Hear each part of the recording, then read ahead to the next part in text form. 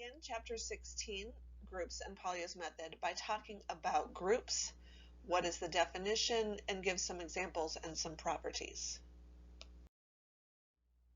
A group is essentially made up of two parts, and the two parts, written just like this, are whatever the set is that we are acting upon, which could be just a general set, could be a closed set of just the values 1, 2, 3, 4, it could be the set of all natural numbers, rational numbers, etc. The second part is some sort of operation, which we're going to denote first with just a star. And the star could be replaced with, say, plus, or multiplication. Or we might define star to be some particular operation. In order for us to know that it is a group, and that will be one of our first questions, is does this tell us that it's a group? We need to make sure that these four group axioms are satisfied. The first is closure. And closure essentially tells us that if you have two elements that are a part of your group, then if you apply your operation, the result of that will be some element that's also in your group. The associative property is the associative property that you're used to. Notice here I have values in the same order. I'm just grouping them differently. It's telling me that those results of grouping the operations differently will be the same. Identity and inverse are closely related. The identity property said there exists some element, which we typically denote with an E, that is the identity. And by applying the identity to an element in G, we end up with that element again. And the inverse property says that each element has an inverse, where if we apply the inverse to our original element, we're going to end up back at the identity. Lastly, we, in addition to having just a group, which is those four axioms, if we can also apply the commutative property, which of course just means I can apply the operation in either order, it's also called a commutative group or an abelian group. Let's take a look at a few examples. And the first example asks us to take a look at R and plus. So remember, R is just the set of real numbers, and we're asking, is this a group under the operation of addition? So R for real numbers, plus obviously for addition. So the first thing that we need to check is closure. So essentially what we're saying is, if I take two real numbers and I add them together, do I get a real number? And in fact, I do. If A and B are both real numbers, then if I add them together, I get a real number. Next is the associative property. The associative property says, hey, if I take two real numbers and add them together, and then add a third, am I going to get the same result as if I add the second and third first, and then add that first value? And in fact, yes, that holds true. Identity. So obviously with addition, the identity is 0. There exists some value of 0, because no matter what, if I take any real number and I add 0, I end up back at that same real number. And lastly is the inverse property. The inverse property says, does each value have an inverse? And that in fact is true, because if I take A plus negative A, I end up at the identity, which was 0.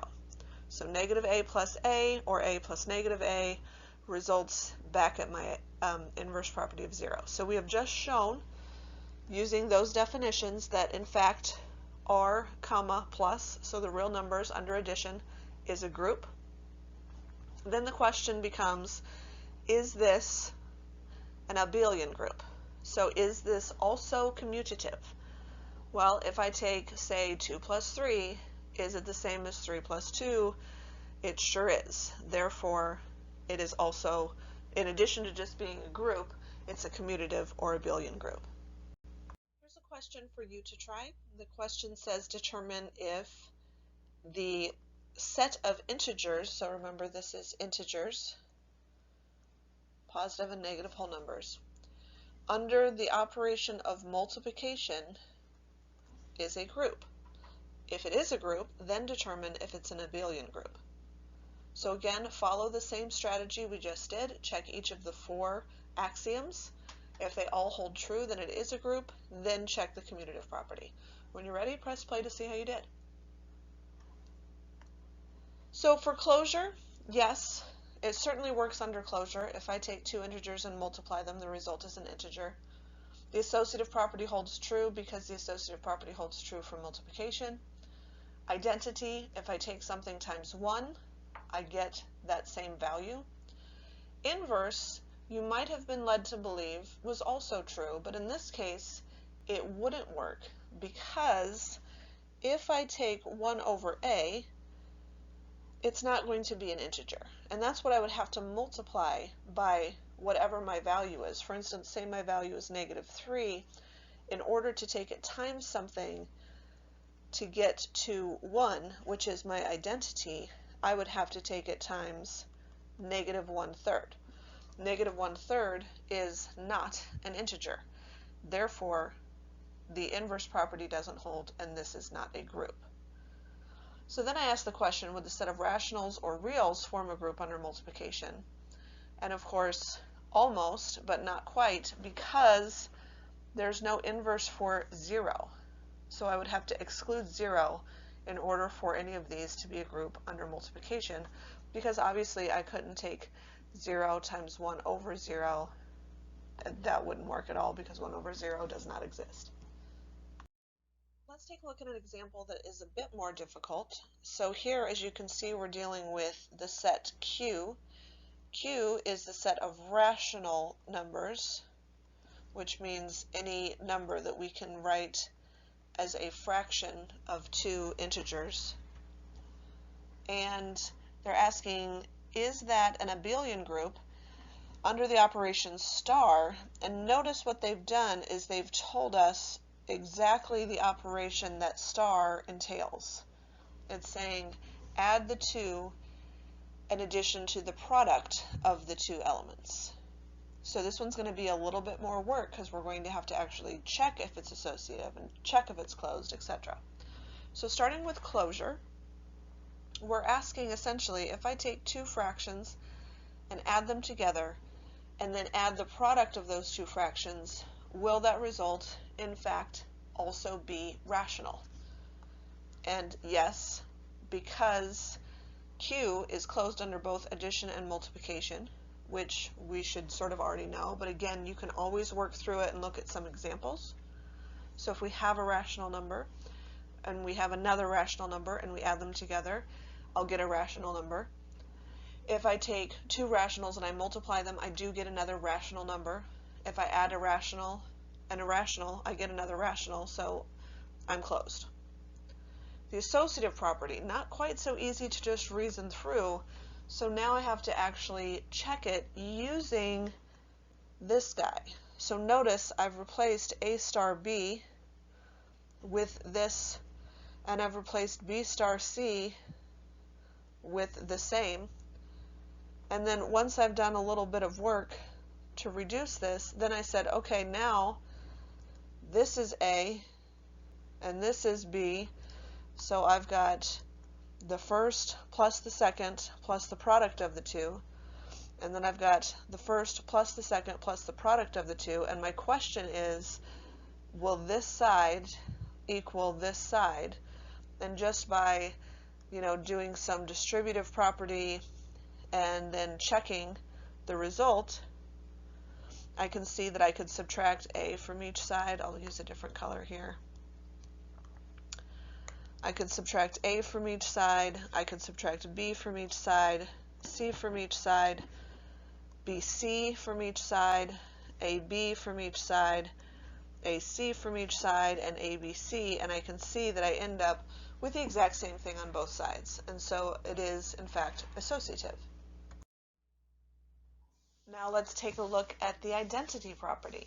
I'm saying, is there some element that I can use this operation with where it's essentially going to give me whatever I started with? So let's take a look. if I use my star operation on some element A that belongs to my group of rational numbers, and I compose it with with the identity E, well, what does that tell me? That tells me this: A plus E times A, and we're asking, does it equal A?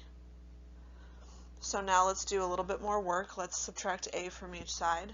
So I have E plus E times A is equal to 0, which I can write with the identity element factored out.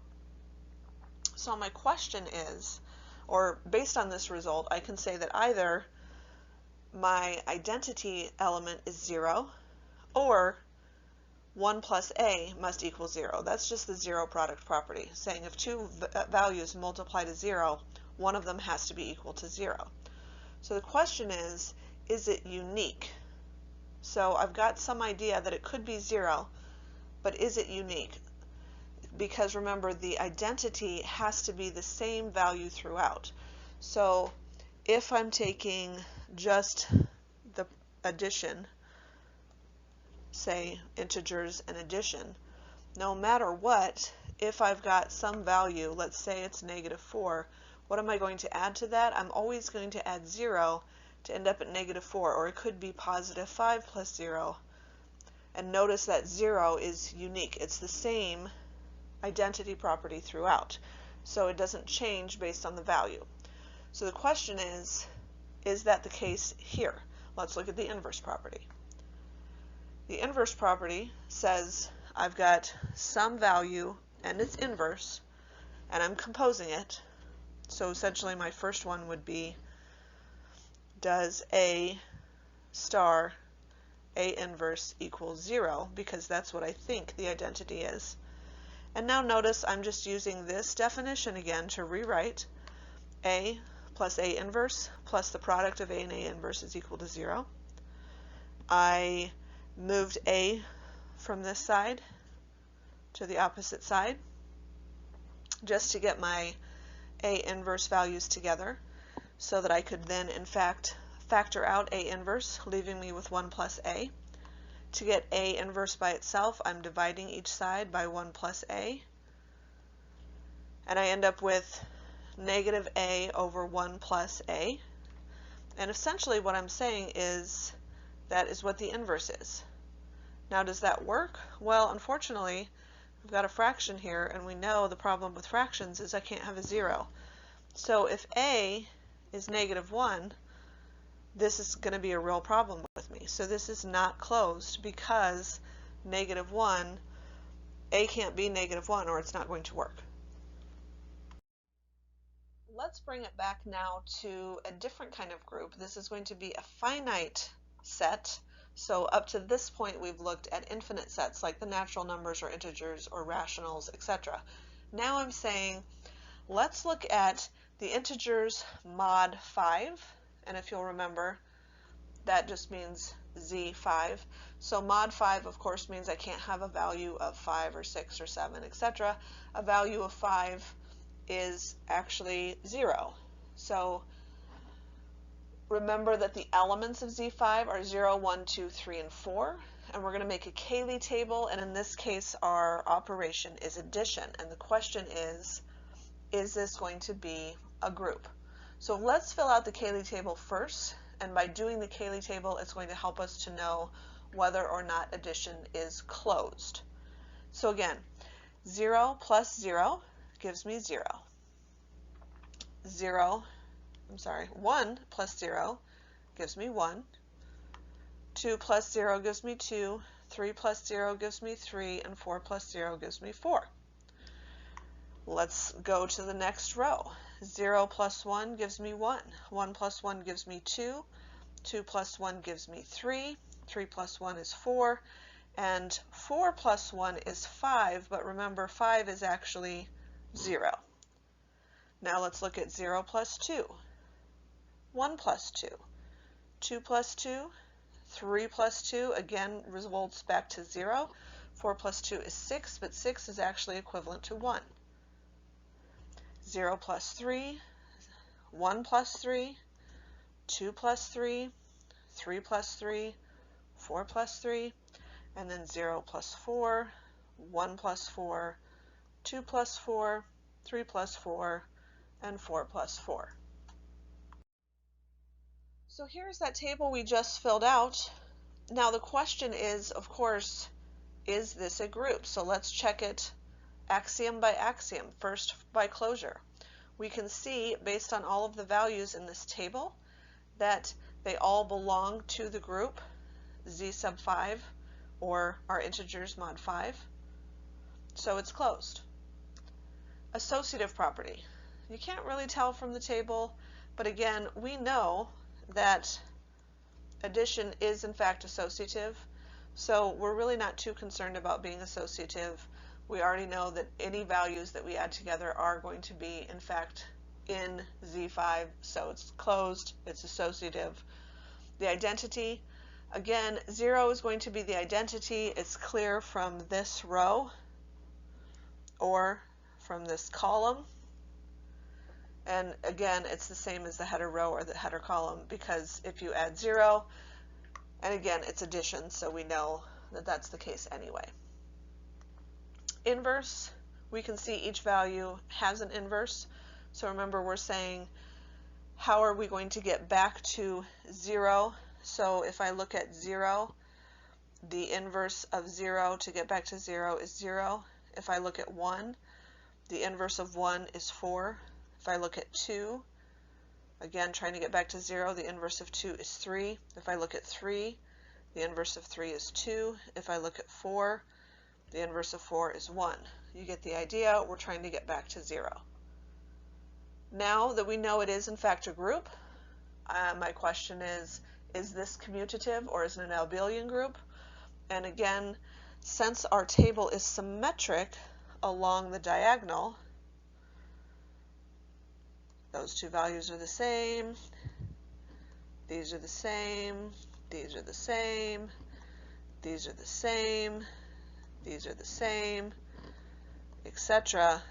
Yes, in fact, this is commutative, meaning it doesn't matter the order in which you do them, you're going to get the same result. So z5 comma plus, or the operation of addition on the integers mod 5, is an abelian group. Now let's take a look at a different example where we're looking at the symmetries of a square. And you should sort of remember this from back in abstract algebra, MA 420. We looked at different kinds of symmetries, rotational symmetries, a symmetry of reflection, etc. So if we're looking at rotational symmetries, we're looking at essentially 0 degrees, pi over 2 degrees, or pi over 2, which is 90 degrees, pi, which is 180 degrees, and 3 pi over 2, which is 270. Now you may be asking, okay, I remember that we did this, but I don't remember where they came from. Essentially what we wanted is for this figure of the square, for that footprint to be exactly the same. So if I were to say rotate this figure 45 degrees counterclockwise, I would end up with a square that looks like this. Well, obviously that new green square does not cover the same footprint as my original purple square, and therefore that is not a rotation.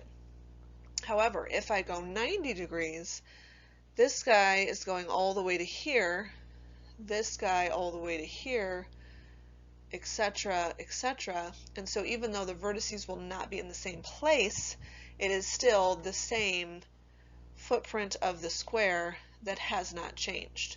So I can go 90, I can go 180, which would just be this 90 twice essentially, or 270, or 0.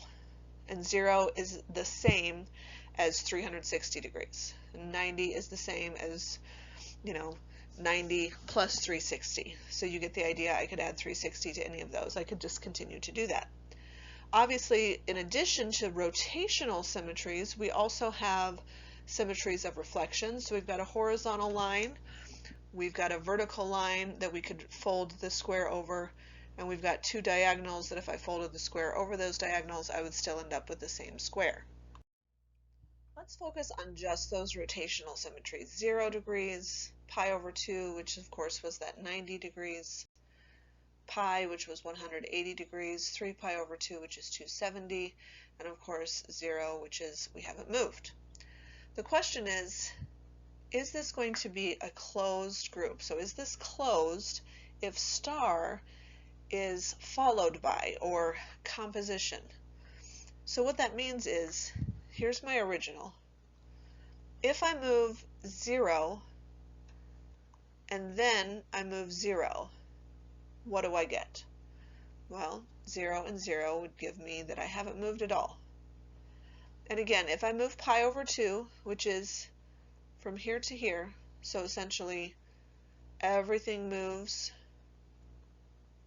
one space counterclockwise, what do I get? I get this new configuration, and then I move 0, so what have I actually moved? I've moved pi over 2. Now this row is very easy, and this column is very easy, because if I move 0, then 0, I get 0, 0, then pi over 2, I get pi over 2. So we can see that these are obviously the very, very easy row and column to do. Then what I want to do is look at what happens when I compose it, and it's not quite so easy. So if I'm starting here, and I first move pi over 2, then I've moved here. Then if I take this configuration and move pi over 2, because if you'll notice, everything just went 1 in the counterclockwise direction, and if I take this and move everything 1 in the counterclockwise direction, that would be my second pi over 2. I'm going to end up here at pi. And I would continue to check those. So let's look at, if I first moved pi, well, then I'd be here. And then if I moved pi over 2, that's just one more. That's going to get me to 3 pi over 2. Okay, what if I started with 3 pi over 2, and then I move another pi over 2? Well, that's going to bring me back to 0. And I can continue this pattern, and I'm going to erase all of this because I have it written down much more neatly without my chicken scratch underneath. But if I continue that pattern, what I can see is that yes, in fact, my little Cayley table works out very nicely, and that this is closed. Closed because all of these elements in the table are the original elements in G. The question now becomes, is this a group? So we just checked closure. Yes, we just made the table. We know all of the elements do in fact belong to G.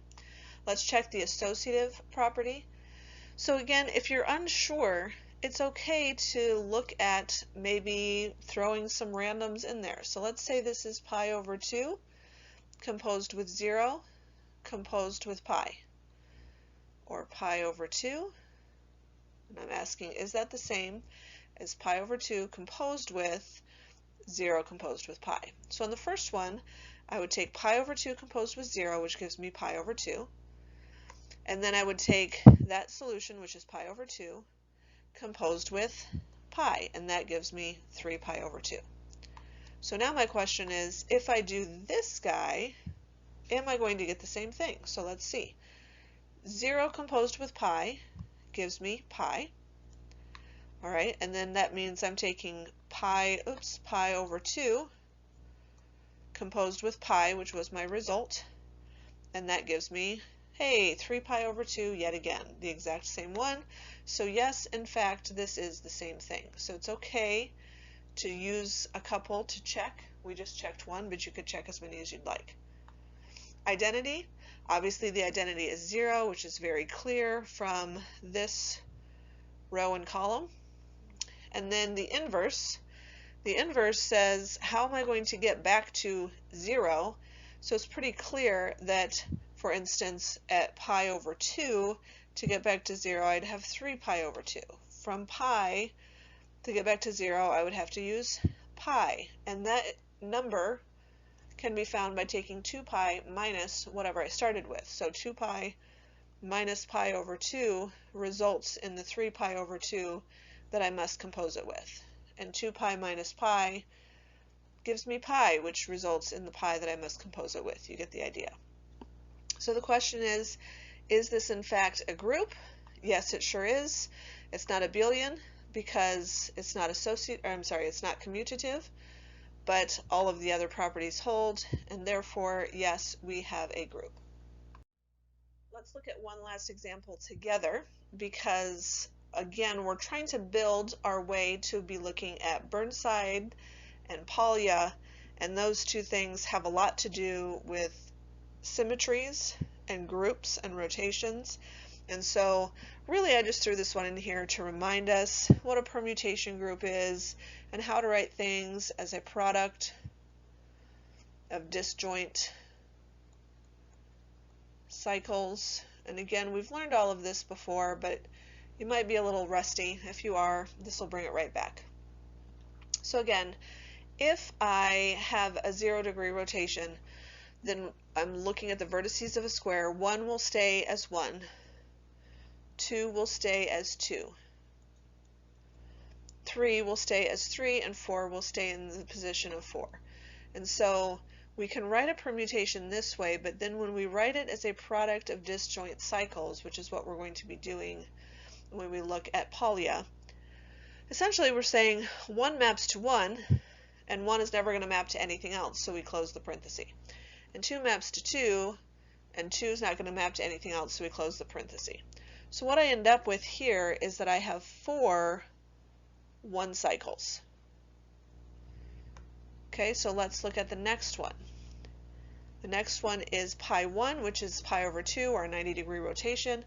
Essentially, I'm saying 1 is going to map to 4, 2 is going to map to 1, 3 is going to map to 2, and 4 is going to map to 3. Now, to write this as a product of disjoint cycles, in case you've forgotten, I say 1 goes to 4, and then 4 goes to 3, and I don't get to stop until I get back to where I started, and 3 goes to 2, and then 2 goes back to 1, and so that's why I can close that parenthesis. So what I end up with in this one is 1 4 cycle. Wow, let's see if I can write a little bit more legibly. So now let's look at 180 degrees, which is pi. So I'm going to go 2 positions. 1 goes all the way to 3, 2 goes all the way to 4, so 1 goes to 3, 2 goes to 4, 3 goes all the way to 1, and 4 goes all the way to 2. Again, to write it as a product of disjoint cycles, I start at 1 and I see how far I can go. So 1 goes to 3, 3 goes back to 1, therefore 1, 3, close the parenthesis. Then I start at the next vertex that I haven't used, which is 2. So 2 goes to 4, 4 goes to 2, that's another 2 cycles, so I end up with 2 cycles. And the last one, 270 degrees, which is essentially moving everything 3 places. So 1 goes all the way to 2, and 2 goes all the way to 3, and 3 goes all the way to 4, and 4 goes all the way to 1, which is what I have written here. Again, product of disjoint cycles, 1 goes to 2, 2 goes to 3, 3 goes to 4, 4 goes to 1. I end up with 1 4 cycle. So again, this part is going to come into play once we move on to Polya. The previous example will get us sufficiently ready, I believe, for Burnside, but you get the idea. We're going to be looking at rotations, reflections, etc. So the last example is for you to finish the previous example that we just worked on with the vertices of a square, so feel free to go back to that slide when you're working on this question. My question is this in fact a group under composition? So I would suggest making the Cayley table for closure and then checking for all of the other group axioms to make your determination. When you are ready, press play to see how you did. So again, when I checked this, in case you don't remember how to compose the functions, what I'm saying here is 1 goes to 4, and then 4 goes to 3. So notice my result is 1 goes to 3. And then 2 goes to 1, but then 1 goes to 4. So 2 goes to 4 is what I write down. 3 goes to 2, but then 2 goes to 1. So 3 goes to 1. And then 4 goes to 3, but 3 goes to 2. So 4 goes to 2. So this is my result, and this is the correct result. To write that as a product of disjoint cycles, I say 1 goes to 3, but 3 goes to 1. And then 2 goes to 4, but 4 goes to 2.